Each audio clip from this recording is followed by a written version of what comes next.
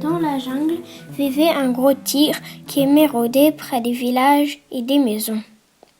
Il se vantait et rugissait. Je n'ai peur de personne, pas même des hommes. C'est pourquoi il devint le roi des animaux.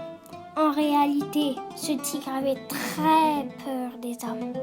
Un jour qu'il se trouvait près de la cabane d'une vieille femme, un orage éclata.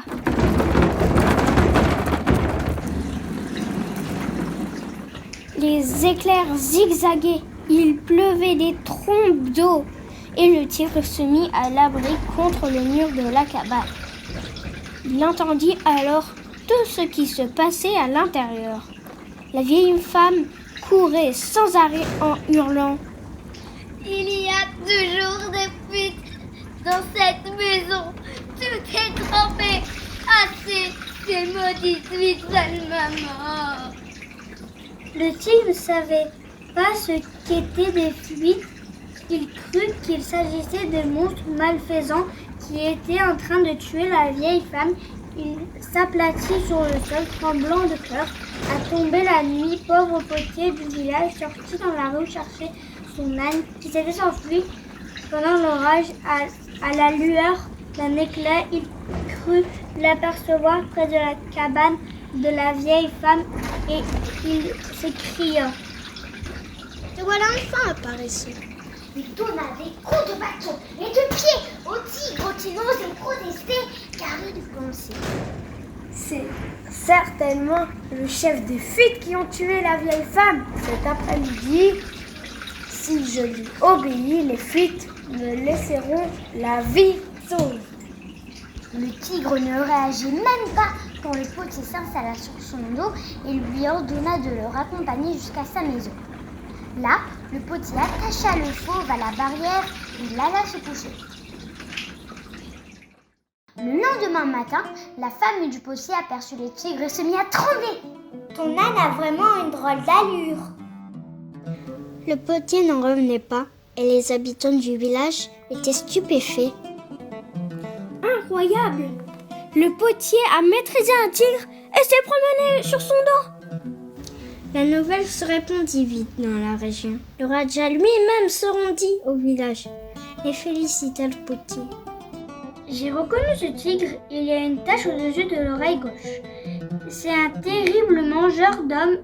Je te fais noble et t'offre ses cadeaux. Désormais, le potier et sa famille ne manqueraient de rien.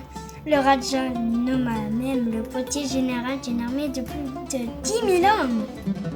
Un jour, hélas, le prince d'un pays voisin conduit sa propre armée aux frontières du royaume du Raja. La bataille était proche, mais aucun officiel ne voulait diriger les soldats.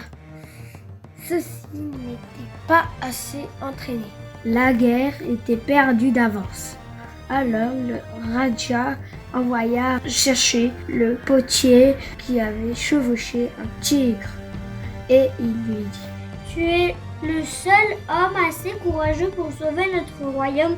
Je te nomme commandant en chef de toute notre armée. Je vais te donner le plus beau et le plus rapide de tous mes chevaux. Le potier crut s'évanouir. Il ne connaissait rien à la guerre et il n'était jamais monté sur un cheval de sa vie. Mais il ne pouvait pas refuser. C'est pourquoi il répondit: Avant de me mettre en route à la tête de votre armée, je dois aller épier l'ennemi tout seul. En réalité, le potier affolé courut demander conseil à sa femme. Peu après, les serviteurs du Raja lui amenèrent un magnifique cheval noir. Après le départ des serviteurs, le potier essaya de grimper sur le cheval. Ah! Impossible! Il retombait sans cesse. Quand il y parvint enfin, sa femme l'attacha solidement avec une corde pour qu'il ne tombe pas et tenta de la rassurer. Tout se passera bien si tu ne perds jamais espoir. Le cheval partit au galop. Le potier agrippa sa crinière, fermant les yeux quand il avait peur.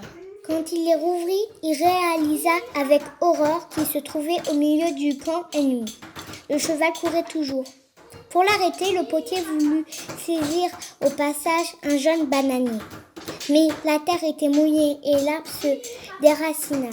Le potier se retrouva avec un arbre entier entre la main, un arbre qui ressemblait à une énorme massue. Les soldats ennemis restèrent stupéfaits et hurlèrent.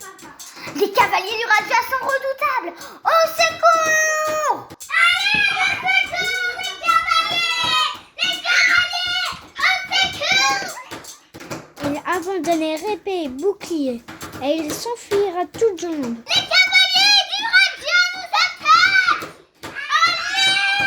Allez! Le prince lui-même préféra s'en aller après avoir laissé une lettre destinée au Raja dans laquelle il demandait la paix. Le cheval s'arrêta enfin. La corde rompue, le potier épuisé tomba à terre. Il entra dans la tente du prince ennemi. Là, il put boire et manger tranquillement.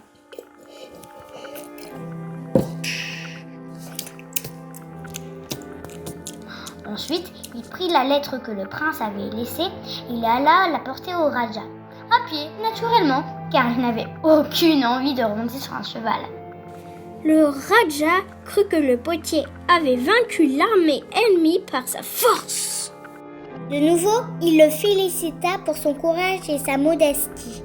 Tu es un homme admirable, tu es chevauché un tigre mangeur d'hommes, tu as vaincu tout seul le prince ennemi et son armée et tu es revenu à pied tout simplement. Oui, vraiment, tu es un homme admirable. Le potier soupira. Il était sain et sauf. C'était le principal. Il ne grimpa plus jamais ni sur un cheval ni sur un tigre. Et il vécut longtemps en paix avec sa famille.